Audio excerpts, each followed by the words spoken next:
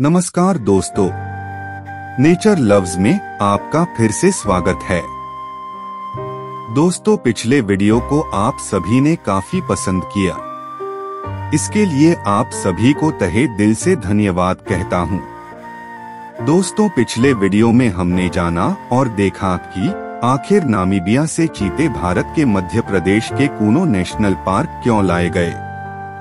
आज के इस वीडियो में हम जानेंगे कि आखिर भारत से चीते कैसे विलुप्त हो गए, किन कारणों की वजह से ये चीते भारत से विलुप्त हो गए थे।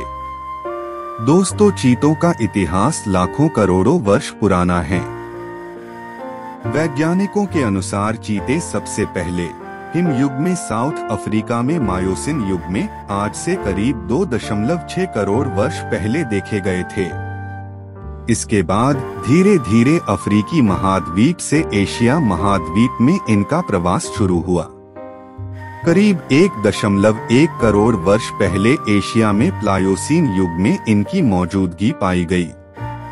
वैज्ञानिकों के अनुसार बिल्ली, चेता, बाघ, तेंदुआ और शेर एक ही प्रजाति के प्राणी हैं, यानी चीता बिल्लियों के ही परिवार का सदस्य हैं, जिसमें समय समय पर परिवर्तन होता रहा।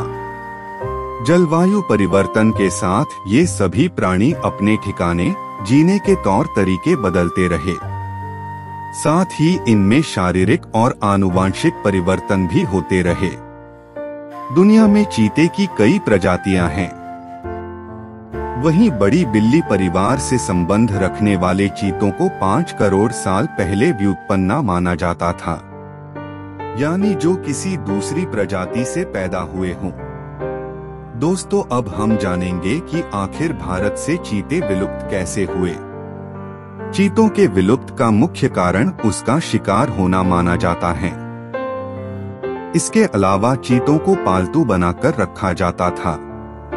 अपनी तेज गति व बाघ और शेर की तुलना में कम हिंसक होने की वजह से इसको पालना आसान था।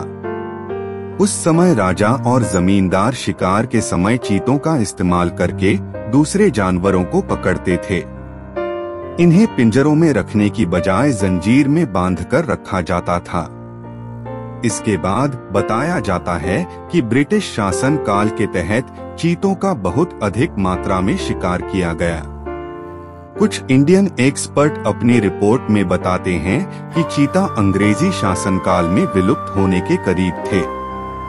हालांकि वे चीतों का पीछा करने में रुचि नहीं रखते थे। रिपोर्ट में बताया गया है कि वे बाघ, भैंसों और हाथियों जैसे बड़े जानवरों का शिकार करना पसंद करते थे।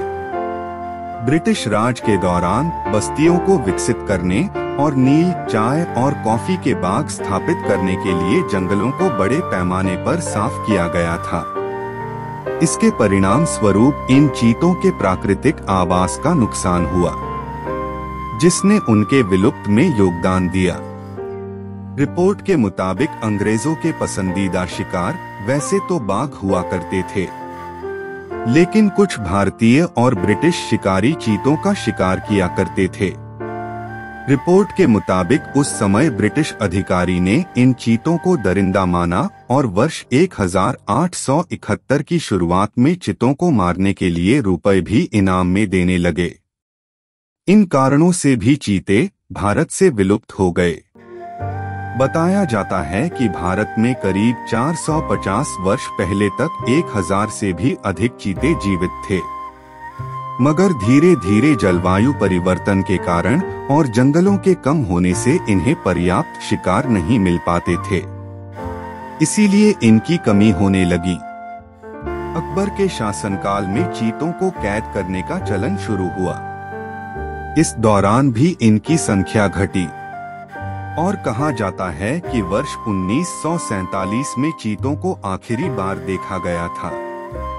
उस समय छत्तीसगढ़ की एक छोटी रियासत कोरिया के राजा रामानुज प्रताप सिंह देव ने देश के आखिरी 3 चीतों का शिकार कर इन्हें मार दिया। इसके बाद से चीते कभी नजर नहीं आए। वर्ष 1952 में भारत सरकार ने आधिकारिक रूप से चीतों को भारत में विलुप्त घोषित कर दिया। दोस्तों, इन कारणों की वजह से भारत से चीते विलुप्त हो गए थे। दोस्तों, आज के लिए इतना ही। जानकारी आपको कैसी लगी? कमेंट्स में अपनी राय जरूर दें। और यह भी कमेंट्स में बताना कि नामीबिया से चीते भारत लाने का जो डिसीजन था वह सही था या गलत। अपने राय जरूर दें। वीडियो अच्छी लगी तो लाइक और शेयर करें और ऐसे ही रोचक जानकारी पाने के लिए चैनल को सब्सक्राइब जरूर करें। तब तक के लिए धन्यवाद।